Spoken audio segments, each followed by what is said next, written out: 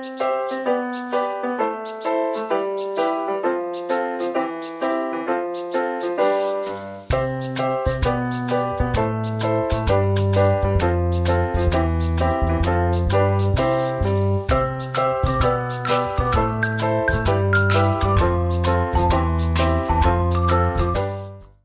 kabar semuanya? Kita main dulu, mau ya, energizer. Boleh ke tengah sini membuat lingkaran. Tas boleh ditaruh dulu di tempat duduk, lalu kita buat lingkaran di sini. Kita mau bermain konsentrasi. Kalau kecil biasanya isyaratnya bagaimana? Kecil. Ini ya. Kalau gajah, besar. Kalau ular, kalau cacing, pendek. Semut, kecil. Gajah, bentar. Ular, cacing, pendek. Nah. Ayo konsentrasi lagi. Gajah, ular, cacing, semut, lulus semua. Sekarang level kedua. Level kedua adalah Anda sebaliknya. Ya, saya bilang semut, besar gitu. Siap? Gajah. Oh, jangan yang panjang. Cacing. Pintar. Semut. Ular. Cacing. Gajah. Ular.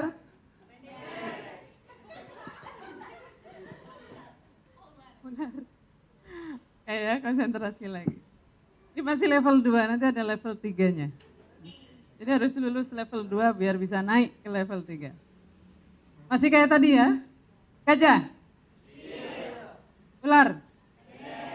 Cacing? Semut? Lulus level 2. Sekarang level 3.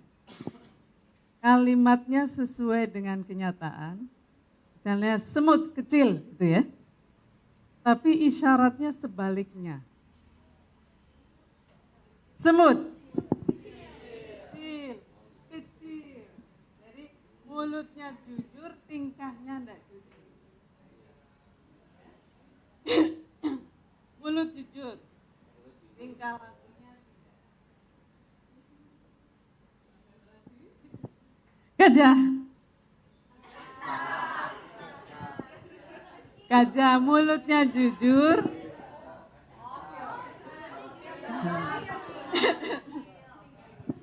Sudah siap level 3 atau level 2 dulu? Turun 3 ya. Mulut jujur, katakan apa adanya, tapi tingkahnya tidak. Ya, isyaratnya tidak. Oke, gajah.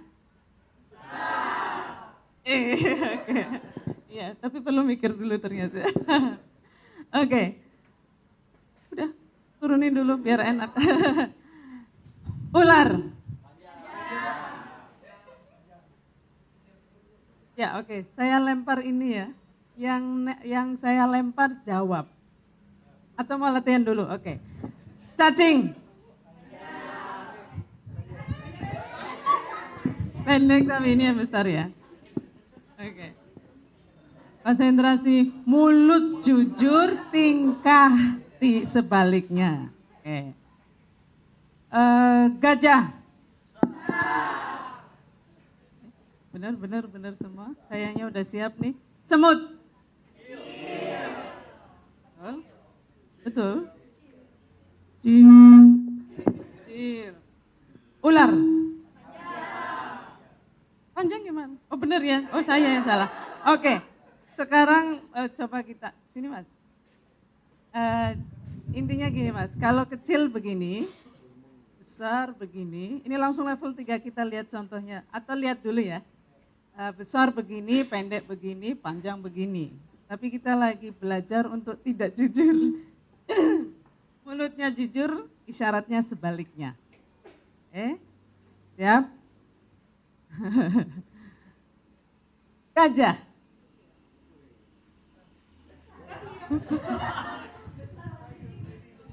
Atau Anda lempar ke siapa aja boleh. Terus sebut satu hewan. Empat itu aja. Ya, antara empat itu.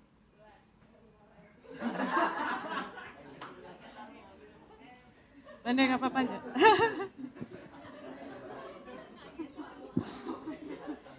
Panjang gitu ya. Oke.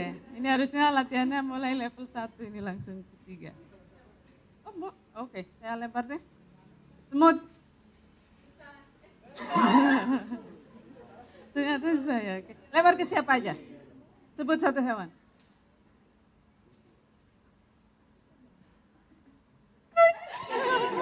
Oke, mbaknya. Cacing.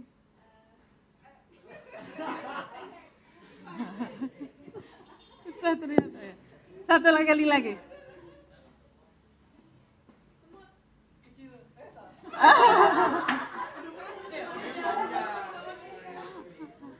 Mau nyoba? Kalau ini yang jujur aja deh. Coba. Kalau kecil begini ya, semut kecil. Kalau besar begini. Pendek begini, panjang begini. Apa adanya? Semut. Pintar.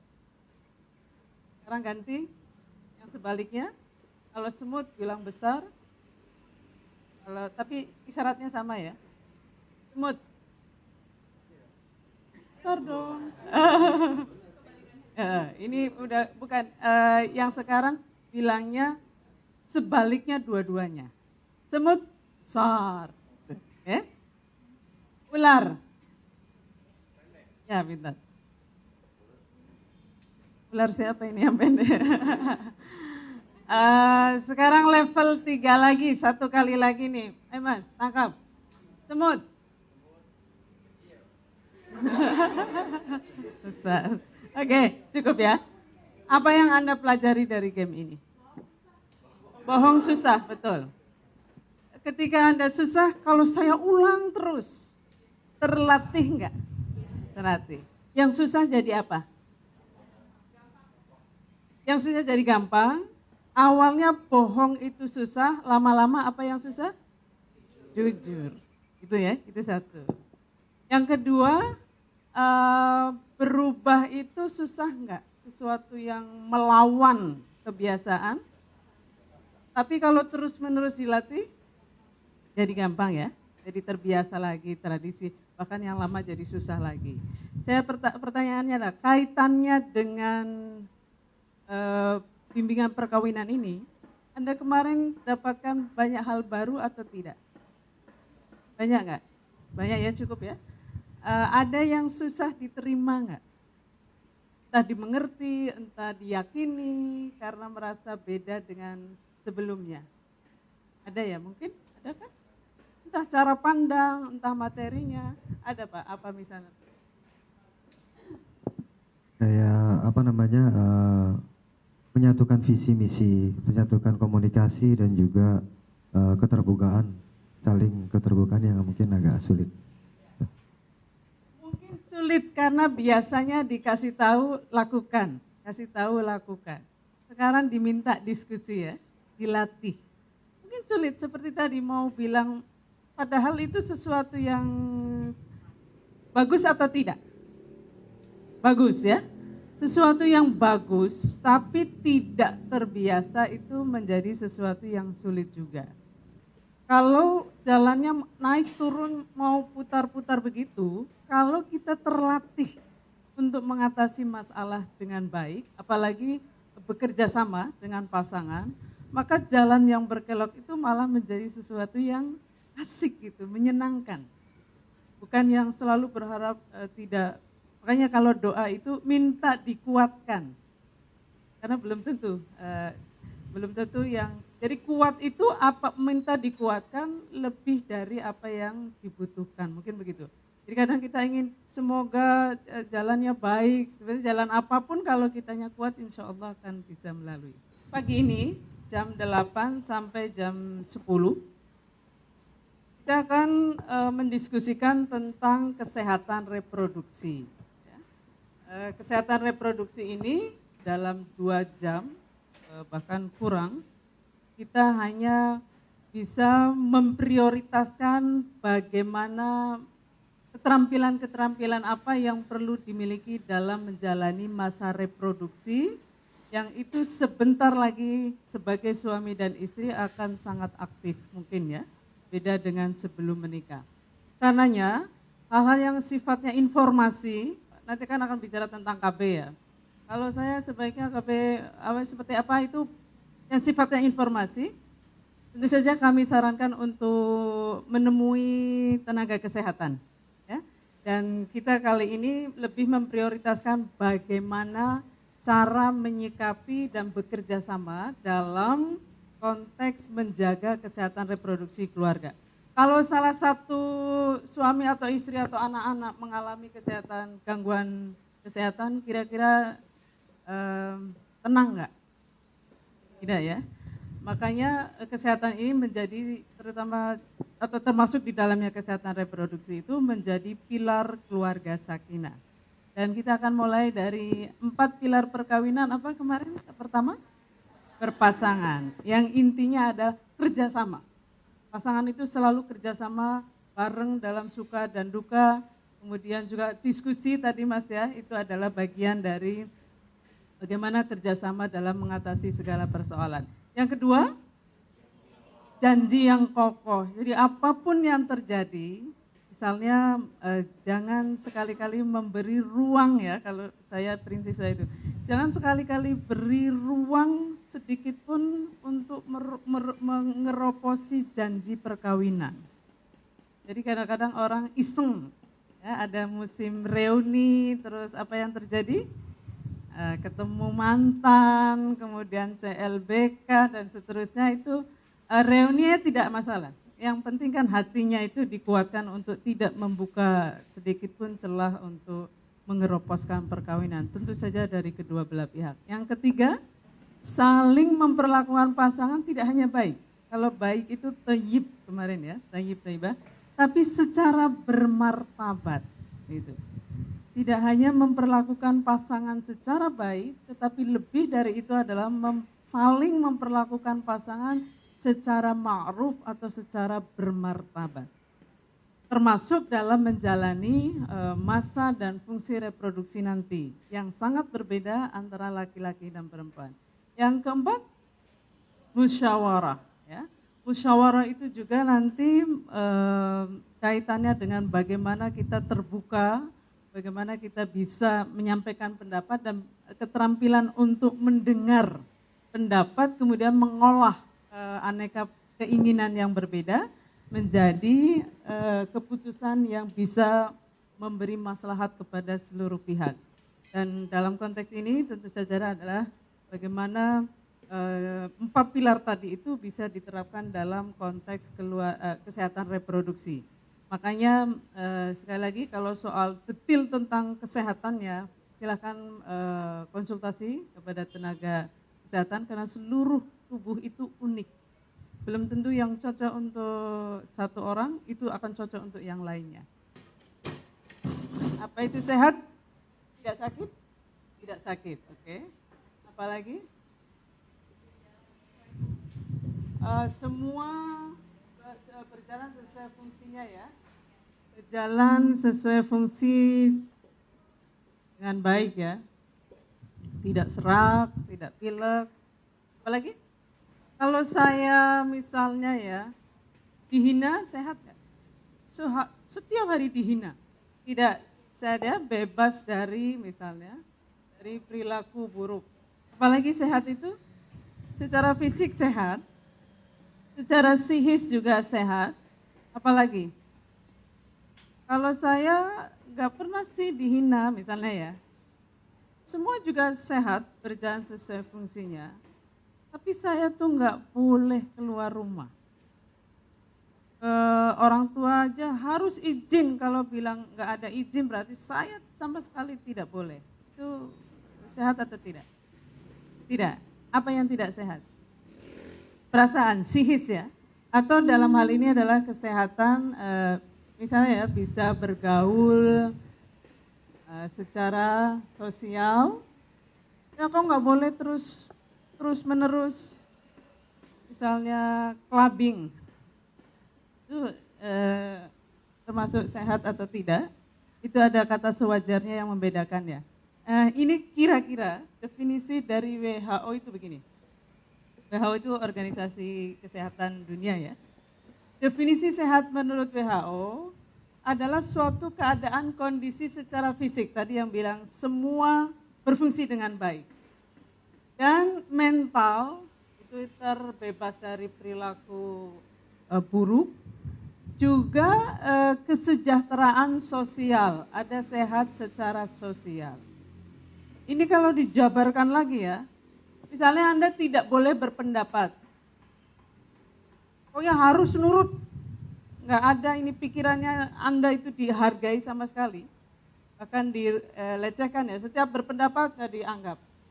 Itu sebetulnya, atau Anda sama sekali tidak boleh mengembangkan pengetahuan, itu ada gangguan kesehatan secara intelektual. Nggak bisa berkembang. Anda punya potensi bagus sekali tapi enggak, kamu enggak boleh. Ya gitu ya. Lalu ada juga kesehatan, ini yang penting dari Kementerian Agama adalah spiritual.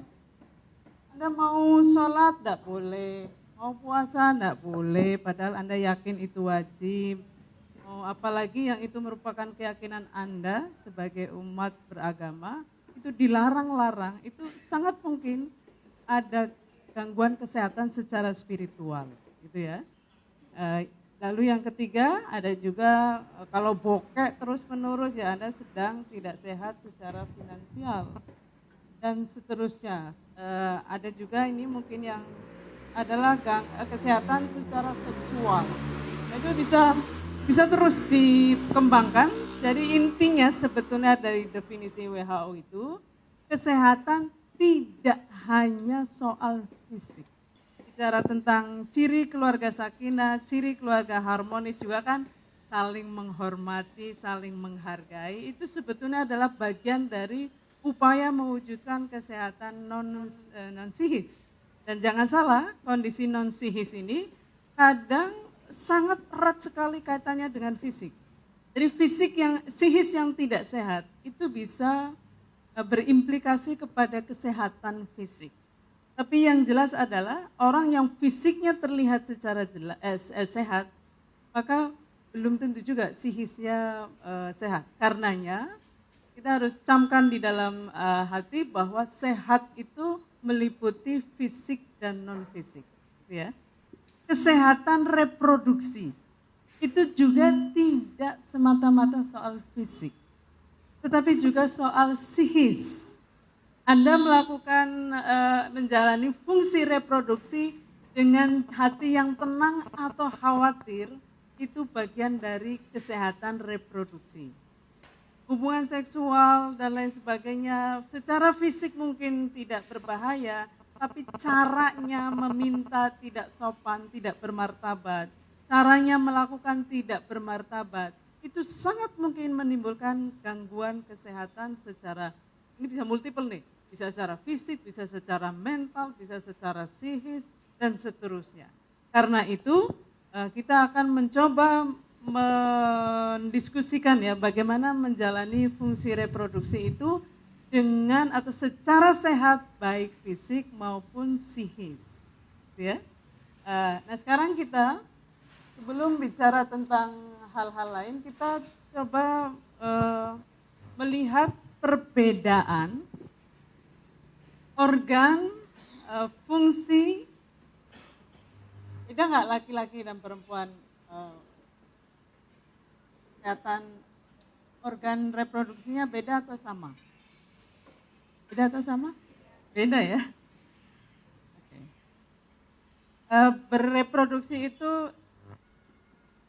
satu proses ya, proses Anda bereproduksi atau kalau produksi itu kan menciptakan sesuatu, kalau reproduksi itu menciptakan sesuatu yang tadinya sudah ada. Nah, dalam konteks kesehatan reproduksi itu biasanya kaitannya adalah dengan kelahiran anak, baik pra maupun paskanya gitu, baik sebelum maupun sesudahnya itu ada organ, fungsi, dan masa yang terjadi seperti apa antara laki-laki dan perempuan. Nah, mari kita lihat, ini ada laki-laki ya. Ini ada perempuan tentu saja. Di sini ada organ reproduksi. Bentar. Di sini ada organ. Di sini ada fungsi reproduksi. Di sini ada masa reproduksi. Dan di sini ada dampak. Dampak secara psikis. Laki-laki punya apa? Organ vital untuk bereproduksi? Punya apa? Punya penis ya.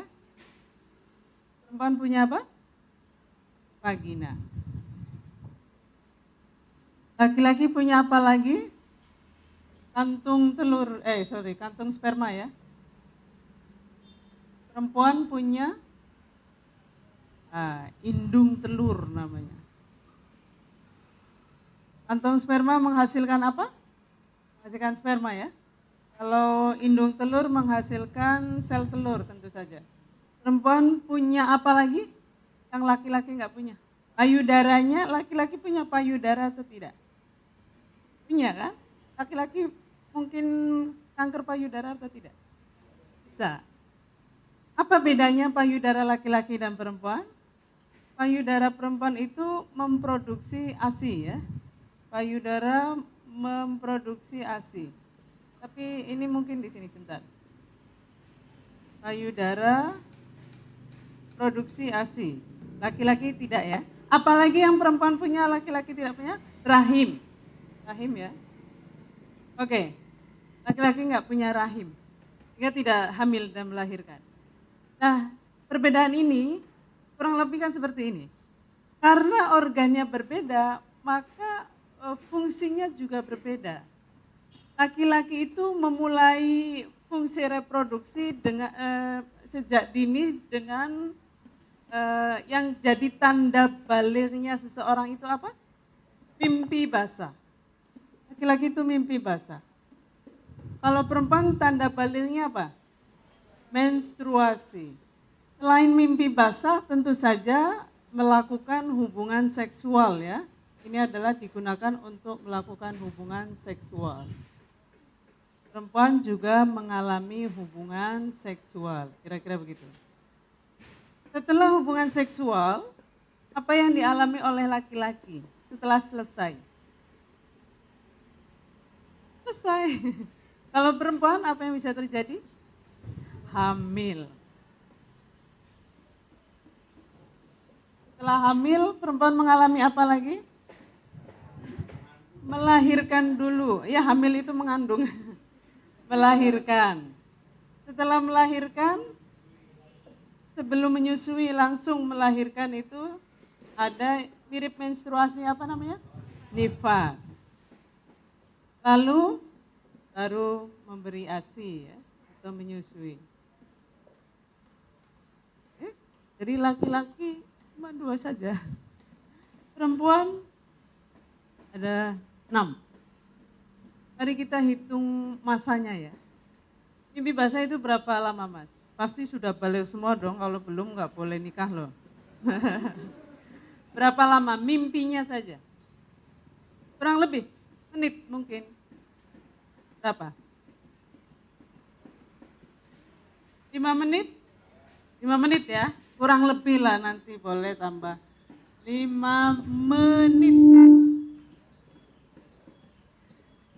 Nah, ini mungkin Anda belum ya. Kurang lebih katanya saya udah tanya dan kurang lebihnya ya. Intinya saja adalah katakanlah intinya nih, nanti boleh pra dan paskanya beda-beda. kurang lebih. Jadi hitungannya menitan semua nih laki-laki ya. Mari kita hitung yang perempuan. Menstruasi berapa lama? Kurang lebih 1 minggu ya.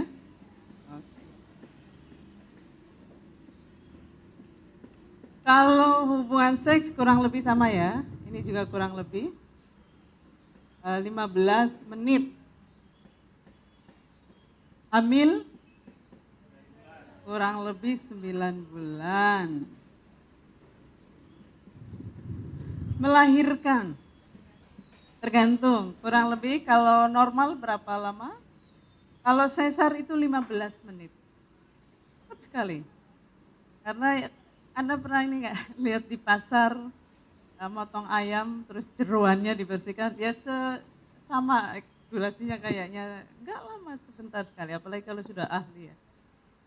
Tentu saja tidak bisa disamakan ya, tidak bisa disamakan.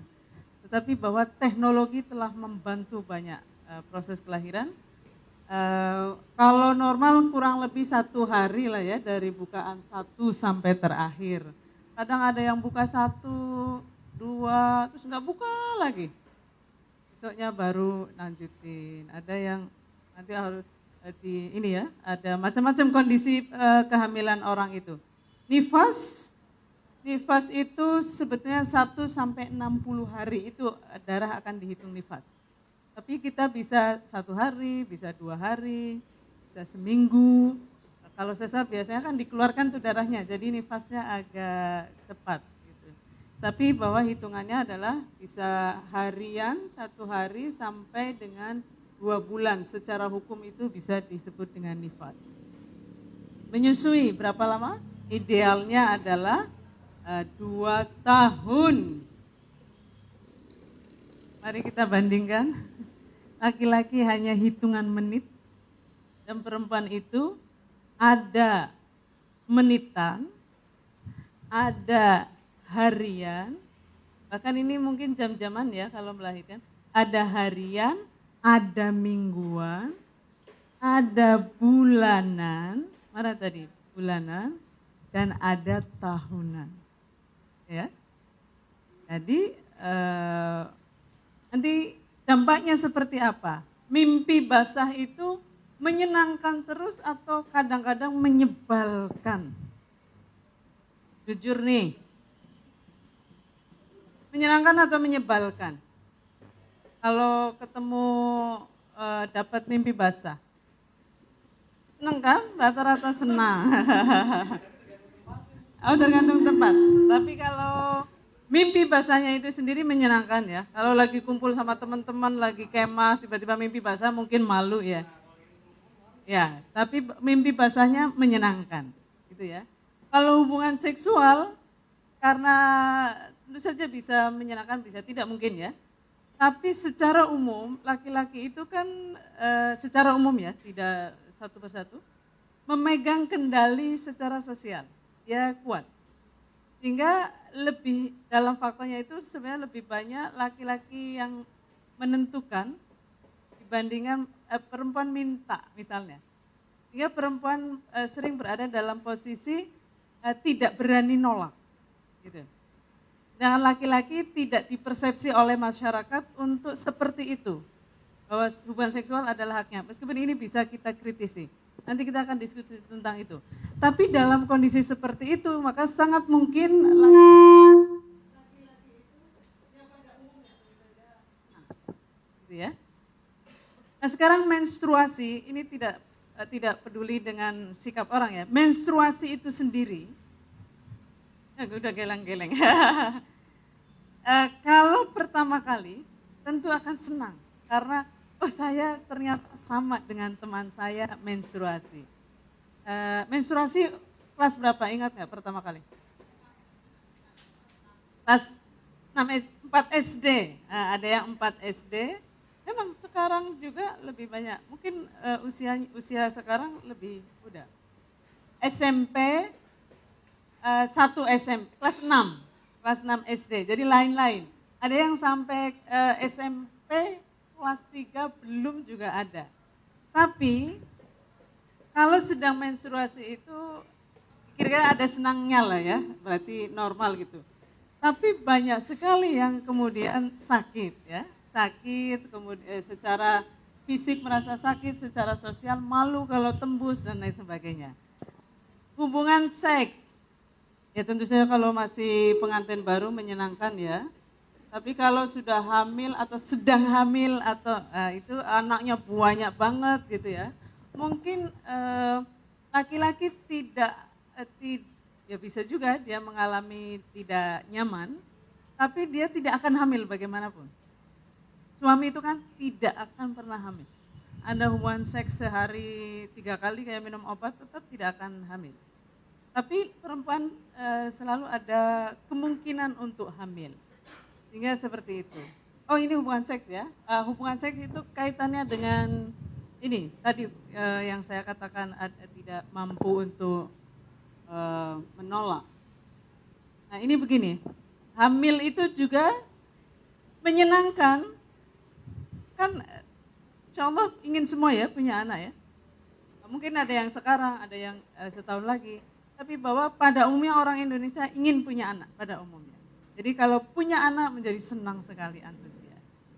Tapi kalau sudah kehamilan tadi itu ya, hamilnya baru saja selesai melahirkan, nifas sudah selesai, itu artinya Anda sudah boleh hubungan seksual lagi.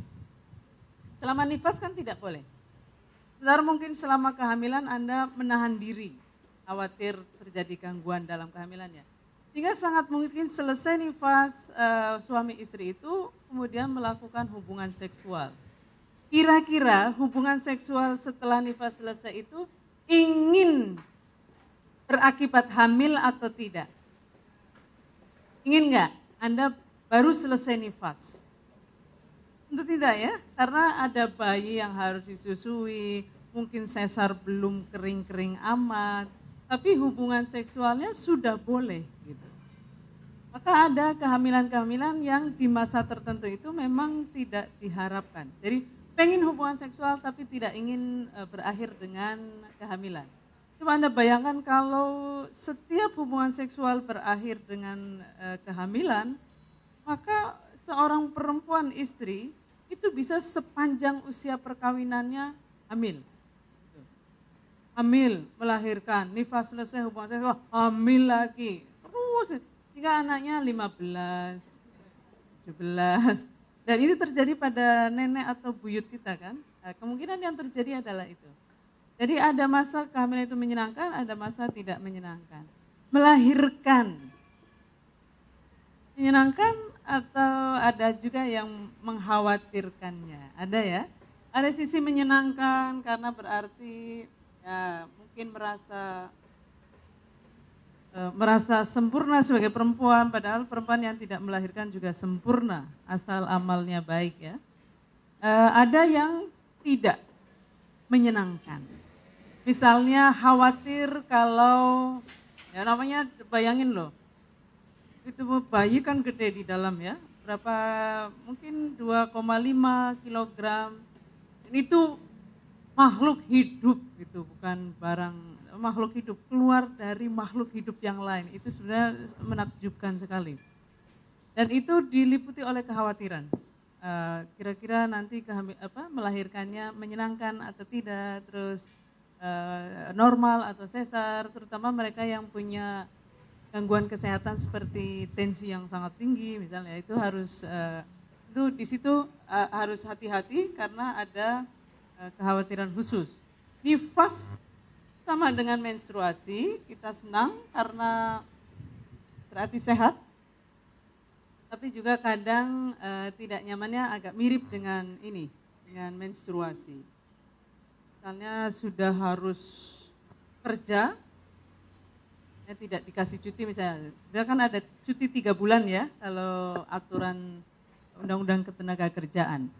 Nah, ada yang biasanya ngambilnya itu mepet melahirkan. Misalnya H-1 HPL baru cuti sehingga istirahatnya itu bisa lama dengan bayi. Itu bebas diambilnya. Menyusui juga menyenangkan, apalagi kalau pertama kali menyusui bayi ya, itu sangat menyenangkan. Tapi kalau pisah dari bayi, karena 3 bulan cuti sudah selesai, Anda harus kerja. Apa yang dirasakan adalah ASI-nya banjir, nggak bisa dikeluarkan. Untungnya sekarang ada alat pompa. Tapi kalau tidak, itu memang rasanya sakit sekali. Sakit kalau disentuh itu udah, makanya di Jawa itu disebutnya temawon. Temawon itu kayak diantup tawon, sakit kalau tidak dikeluarkan. Jadi ada menyenangkannya, ada tidak menyenangkannya. Gitu ya. Nah ini mari kita lihat perbedaannya. Organ reproduksinya yang vital ya, itu lebih banyak mana? Perempuan. Fungsinya lebih kompleks mana antara laki-laki dengan perempuan? Perempuan. Masanya lebih lama mana durasinya antara laki-laki dan perempuan? Perempuan lagi. Dan dampaknya lebih variatif antara senang dan tidak senang itu laki-laki atau perempuan? Perempuan. Ya? Ternyata seperti itu. Bahwa laki-laki itu sangat simpel sekali. Organ, fungsi, masa bahkan dampaknya itu menyenangkan. Karena organnya juga karena karena nilai-nilai sosial. Sehingga laki-laki kadang tidak bisa membayangkan ini karena tidak mengalami. Kalau tidak bisa membayangkan dan tidak mau tahu, akibat yang bisa terjadi adalah apa? Peduli atau tidak peduli? Tidak peduli. Karena nggak ikut merasakan. Jadi kalau istrinya menstruasi, ngapain sih kok marah-marah mulu, rewel dan lain sebagainya. Atau istrinya lagi hamil muda, apa yang terjadi? Minta ini, minta itu, suaminya kelabakan jam 2 malam ingin mangga muda. Dan itu harus dari pohonnya Pak Anu. Itu permintaannya kadang aneh-aneh kalau orang hamil itu. Dan ada juga, ini mungkin yang penting ya, kalau hamil muda itu ada yang muak lihat muka suaminya. Serius itu bahaya tapi bisa terjadi. Muak, ya benar-benar mual gitu kalau lihat suaminya. Ada begitu, ini hati-hati ya. Kalau suami yang paham, dia akan mengerti bahwa itu bukan, istrinya juga mungkin tidak menghendaki ya, dalam kondisi hamil, perlu bantuan suami, kok ketemu suami malah mual gitu. Kan istri juga akan berlipat-lipat itu, tidak menghendakinya. Tapi kalau tidak memahami, suami bisa tersinggung habis. Jangan-jangan bukan anakku. Gitu nanti. Bisa kan sampai ke sana kecurigaan kalau tidak dibangun pengetahuan bahwa sedang mengalami masa reproduksi itu ada kondisi khusus yang perlu empati dari yang tidak mengalami. Misalnya jangan, itu kan takdir, ya memang takdir, tapi cara menyikapinya itu adalah bagian dari ikhtiar. Jadi sehingga ada hamil yang menyenangkan karena yang meweknya ini dikurangi sedikit mungkin, tapi ada hamil yang berlipat-lipat karena hamilnya sendiri sudah secara fisik dia memberi perubahan-perubahan radikal ya di dalam tubuh, perubahan yang besar. Secara sosial juga dia mungkin tidak nyaman akhirnya. Nggak ada kebutuhan-kebutuhan khusus yang perlu melihat ini secara empati. Oke ya, baik. Dari sini apakah ada pertanyaan? Sebelumnya tahu nggak perbedaan fungsi reproduksi laki-laki dan perempuan sekompleks ini? Dan sedrastis itu perbedaannya? Sebelumnya sudah tahu? Menyadari, maksud saya menyadari atau tidak?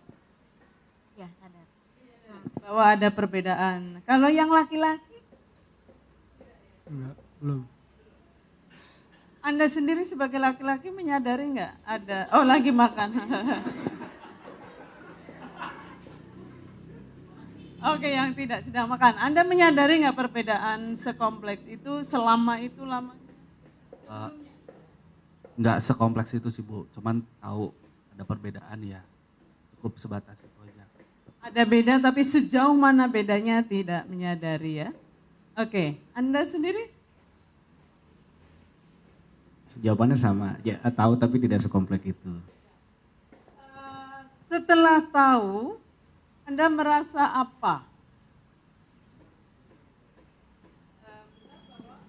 Surga di bawah telapak kaki ibu. Di bawah telapak kaki ibu. Ya, suami ingin masuk surga enggak? Maka perlakukanlah para ibu dengan baik. Karena kalau ibunya tidak bagus, tidak hanya ibunya sendiri ya, semua ibu punya surga di telapaknya. Nanti ke ibunya baik, ke istrinya enggak. Kan dia istri saya, bukan ibu saya, tidak begitu. Surga di telapak kaki ibu ya, semua orang yang menjalankan peran ibu itu harus dijaga dengan baik supaya masa reproduksi ini berjalan dengan menyenangkan. Paling tidak ini yang begininya itu berkurang. Gitu ya. Oke. Sekarang mari kita lihat, kita mau diskusi ini ya, diskusi kelompok. Oke, tentu saja menjadi penting ya untuk mengetahui misalnya bagaimana yang tidak mengalami masa reproduksi panjang dan kompleks ini, lalu satunya mengalami masa yang panjang dan kompleks ini bisa bekerja sama. Gitu. Karena apa? Karena anak itu adalah hasil upaya bersama. Tidak mungkin ada seorang perempuan itu bisa hamil tanpa sperma, nggak mungkin, kan gitu. Laki-laki juga hanya sperma saja, nggak mau saya dengan sel telur, nggak mungkin juga dia punya keturunan. Sehingga anak itu adalah hasil dari ikhtiar kedua belah pihak, sehingga harus juga menjadi tanggung jawab bersama ini, masa reproduksi supaya bisa dijalankan dengan aman. Nah, mari kita akan diskusi. Dua kelompok laki-laki dan dua kelompok perempuan ya. Ini pertanyaannya seperti itu. Diskusinya itu kira-kira begini. Sepengetahuan kalian, pada umumnya siapakah yang menentukan kapan suami istri berhubungan seksual, bagaimana seharusnya, dan mengapa seharusnya seperti itu? Yang kedua, menurut kalian, apakah suami istri pada umumnya merencanakan kapan akan hamil, berapa jumlah anak, dan jarak antar kehamilan? Merencanakan atau tidak pada umumnya. Bagaimana seharusnya? Ya. Yang ketiganya adalah pertanyaan ketiga di pertanyaan nomor 2, mengapa seharusnya seperti itu? Gitu. Yang ketiga, jika melihat perbedaan organ fungsi massa dan dampak reproduksi antara laki-laki dan perempuan, nanti Anda diskusikan tuh. Siapakah yang paling penting untuk ditanya berapa kali akan hamil? Kapan akan hamil? Dan mengapa? Oke ya, cukup jelas? Kita bagi dulu 1, 2, 1, 2 gitu. Ini sudah 1, 2 dulu deh, yang laki-laki. 1, 2. Klarifikasi untuk pertanyaan 3 itu bukan menjawab berapa kali akan hamil, sekian kali, tidak begitu. Yang ditanya adalah siapakah yang paling penting untuk ditanya berapa kali akan hamil dan kapan akan hamil. Jadi siapa itu yang ditanya. Bukan berapanya itu pertanyaan yang mau ditanyakan kepada siapa orang itu. Jadi tidak menjawab sekian kali seminggu, tidak begitu. Tidak begitu ya, pertanyaan yang dimaksud adalah siapakah yang paling penting untuk ditanya. Nah di situ pertanyaannya itu. Sudah gitu. Sudah ya. Juru bibirnya sudah ditentukan. Kelompok 1 sudah, yang sudah boleh tepuk tangan. Oke. Oh udah semua berarti ya. Oke. Oke, untuk nomor 1, siapa yang menentukan kapan suami istri berhubungan seksual, bagaimana seharusnya dan mengapa? Jawaban kelompok kami adalah kedua belah pihak. Terus karena istri ada masanya menstruasi, terkait juga plan punya anak, masa subur, dan ini harus ada musyawarah juga khusus untuk pemilihan alat kontrasepsi. Karena memang harus ada musyawarah di dalam rumah tangga. Nomor 2, apakah suami istri pada umumnya merencanakan kapan hamil, berapa jumlah anak, dan jarak antar kehamilan? Ya. Terus bagaimana seharusnya? Ya memang direncanakan. dengan musyawarah dan diskusi kedua belah pihak. Kenapa? Karena adanya perbedaan masa untuk setiap siklus reproduksi antara laki-laki dan perempuan. Itu jawabannya.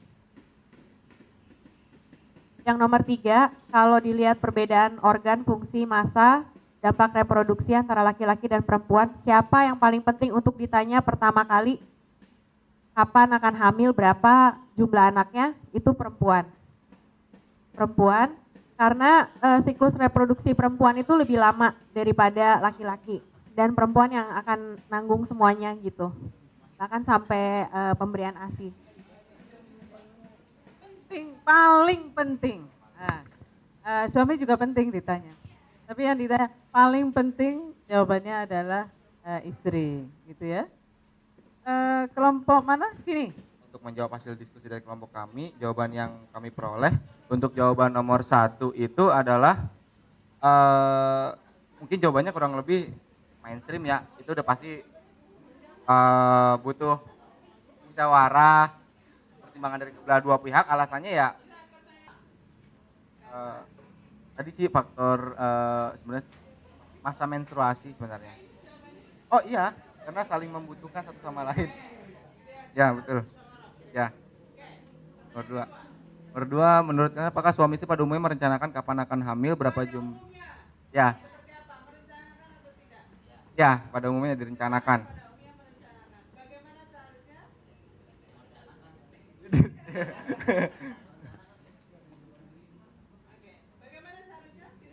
Ya, direncanakan. Alasannya ada beberapa faktor, mempertimbangkan pendidikan anak, jarak pendidikan anak, finansial orang tua, dan masa depan anak. Ini alasan mengapa harus diatur ya kehamilan itu, mungkin kaitannya jangan biar anak kita itu nanti tidak bareng lulusnya. Anak pertama lulus SMA, anak kedua lulus SMP, anak ketiga lulus SD. Langsung pingsan. Karena semuanya harus bayar uang pangan. Mungkin itu pertimbangannya ya. Ya, betul. Finansial juga kaitannya dengan itu, juga masa depan anak dengan diatur, kemudian jumlahnya berapa itu dikaitkan dengan kemampuan sebagai orang tua bisa mendidik anak secara berkualitas, itu kira-kira berapa. Oke, berikutnya. Untuk pertanyaan nomor 3, jika melihat perbedaan organ, fungsi, massa, dan dampak reproduksi antara laki-laki dan perempuan, siapakah yang paling penting untuk ditanya berapa kali akan hamil dan kapan akan hamil dan mengapa? Itu istri. Istri, Jawabannya. kenapa? Karena ada beberapa faktor, karena istri sih yang paling merasakan untuk dampak kelahiran. Yang kedua, kondisi kesehatan istri. Ya. So sweet ya. Oke, terima kasih untuk kelompok suami-suami soleh. Insya Allah. Ini juga kelompok istri-istri yang soleha. Karena tadi mengatakan, suami juga harus ditanya loh. Tidak hanya istri itu suami istri yang soleha. Jadi mempertimbangkan juga kepentingan suami. Apa lagi nih? Sana atau sini? Karena baru laki-laki maka perempuan. Tes. Oke, tadi sudah banyak dibahas, tetapi sekarang dari diskusi dari kelompok kami, karena kami belum berpengalaman, makanya kami menjawab pada umumnya sesuai dengan cerita-cerita yang sudah berkembang. Pada umumnya suami yang menentukan kapan suami istri berhubungan seksual, katanya. Seharusnya yang menentukan kapan itu dilakukan secara musyawarah atau kesepakatan serta kondisi kedua belah pihak. Misalnya istri lagi menstruasi maka nggak boleh. Atau misalnya salah satu, soalnya saya juga pernah dapat cerita bahwa ada suami istri yang kesepakatan bahwa melakukannya tuh setiap hari apa-apa gitu. Terus agar tidak ada keterpaksaan di antara kedua belah pihak. Terus yang nomor 2, pada umumnya Pak Sutri merencanakan kehamilan, tapi banyak juga yang ya udah nikah, terus kapan punya anaknya ada yang enggak juga. Terus seharusnya merencanakan kehamilan itu dengan kesepakatan bersama. Mungkin ada yang tadi sudah banyak dibahas, mungkin berkaitan dengan jarak antara anak dan gitu. Lalu agar sesuai dengan rencana. Lalu nomor 3, jika melihat perbedaan organ, fungsi, massa, dan dampak reproduksi antara laki-laki dan perempuan, siapakah yang paling penting untuk ditanya beberapa kali? Sebenarnya yang paling penting itu perempuan, karena kan yang mengalaminya itu perempuan. Tetapi tanya juga sama laki-laki, mungkin pertimbangan laki-laki punya pertimbangan lain. Karena kalau untuk yang hamil dan melahirkan itu sebenarnya lebih penting perempuan, karena yang mengetahui dan menjalani kondisi serta yang mengetahui kondisi fisik dan psikisnya itu perempuan itu sendiri.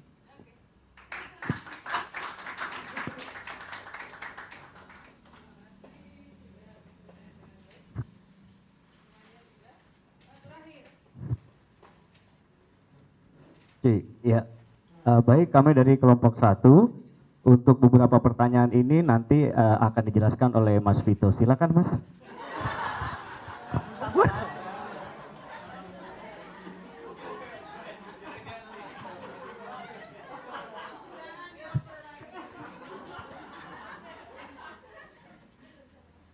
Karena kurang lebih sama, boleh bilang idem aja nggak? Oke, untuk menjawab pertanyaan nomor 1, kami pada umumnya yang menentukan kapan suami istri berhubungan seksual adalah laki-laki. Biasanya memang stereotipnya begitu ya. Laki-laki cenderung ingin melakukan hubungan seksual. Pada kenyataan sih nggak gitu ya, coba gimana? Seharusnya adalah kedua belah pihak, karena di sini laki-laki dan perempuan tuh memiliki kebutuhan yang sama. Selain itu, ini adalah bentuk komunikasi juga kan. Hubungan seksual itu adalah bentuk komunikasi, jadi jangan sampai ada salah satu yang keberatan tapi tetap dilakukan gitu. Padahal ini kan seharusnya hal yang menyenangkan gitu. Jadi jangan sampai kesenangan ini hanya sepihak gitu. Udah? Oh udah. Karena yang kedua, pada umumnya suami istri merencanakan kapan hamil, berapa jumlah anak, dan jarak antar kehamilan. Pada umumnya iya, karena memang harus direncanakan berdua berkaitan dengan kondisi kesehatan istri dan suami, dan berkaitan dengan situasi kesehatan sama kondisi keuangan yang dialami pasangan. Jadi kita bisa merencanakan nanti anaknya itu akan berapa kan, terus jaraknya misalnya dari anak pertama ke kedua itu berapa tahun, jadi masuk sekolahnya pas bayar nggak pusing bener. Belum lagi kalau misalnya yang satu dibeliin baju, yang satunya mau.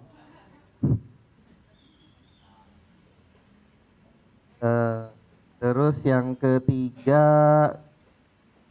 jika melihat perbedaan organ fungsi, massa, dan dampak reproduksi, yang paling ditanya adalah perempuan. Perempuan karena perempuan itu usia kehamilannya kan nggak bisa ini ya, nggak bisa terlalu ada masa bahayanya gitu. Ada masa amannya gitu kalau berkaitan dengan ini. Jadi ada kesehatan, usia, terus organ reproduksinya itu bisa berfungsi sampai umur berapa yang amannya. Walaupun nanti berkaitan sama ekonomi juga. Itu aja. Makasih. Terima kasih semuanya. Memang mungkin pengetahuan dan pengalaman kita beda-beda ya. Jadi ada mungkin yang keluarganya rata-rata muda. Sehingga memang orang sekarang, pasangan sekarang pada umumnya merencanakan, kemudian bermusyawarah, terbuka satu sama lain, kecenderungan seperti itu. Tapi mungkin juga ada yang mengalami atau lingkungannya yang dilihat adalah mbahnya, pamannya, orang tua dan sebagainya mungkin punya pengalaman yang berbeda. Tapi menarik bahwa sepertinya sudah menyepakati bahwa itu mestinya dilakukan secara bermusyawarah karena anak dan juga kesehatan istri selama mengalami masa reproduksi itu juga menjadi tanggung jawab bersama. Tidak hanya, itu kan yang hamil istri, kamu dong yang periksa ke dokter, kamu dong sana, tidak seperti itu. Tapi suami support bagaimana agar istri bisa menjalani seluruh masa reproduksi itu dengan baik. Dan lebih ringan kira-kira seperti itu. Nah pertanyaannya adalah, kan masa perkawinan itu panjang ya. Dan hubungan seksual itu halal untuk suami dan istri kapan saja itu sudah halal untuk dua-duanya. Artinya adalah istri, tapi baik istri, kadang-kadang suami juga tidak selalu ingin kalau hubungan seksual itu berakhir kehamilan seperti saya katakan tadi. Ada yang hubungan seksual itu hanya untuk untuk have fun, untuk dengan pasangan yang halal kan secara agama. Jadi memang boleh. Yang penting karena fun maka harus dua-duanya gitu. Tidak selalu ingin berakhir dengan kehamilan. Hubungan seksualnya ingin, kehamilannya kadang-kadang sedang tidak diinginkan. Jalan keluarnya apa? Bagaimana caranya bisa hubungan seksual tapi tidak berakhir dengan kehamilan? Dengan alat kontrasepsi. Jadi kalau kehamilan ini kan terjadi karena sperma bertemu dengan sel telur, gitu ya. Kalau ketemu dengan prasyaratnya subur dan sebagainya, maka akan terjadi konsepsi. Terjadilah terjadilah kehamilan dan seterusnya, gitu ya. Alat kontrasepsi itu adalah cara untuk Anda hubungan seksual tapi sperma dan sel telurnya tidak ketemu. Nanti ada banyak cara. Gimana caranya supaya sperma tidak ketemu dengan sel telur? Ada yang caranya hormonnya itu intervensi. Hormonnya itu dibikin ini sehingga sperma susah cari sel telur, lalu nggak ketemu dan tidak terjadi. Ada yang sampai nanti caranya ini mengintervensi kondisi hormon dan sebagainya, ada banyak cara, ada pil, ada suntik, ada itu kan alat kontrasepsinya ya. Ada juga yang salurannya itu disumbat, ada yang juga diputus, namanya vasektomi dan tubektomi. Itu salurannya diputus kan nggak akan ketemu, mau lewat mana, udah diputus ini salurannya, kira-kira begitu. Atau ada yang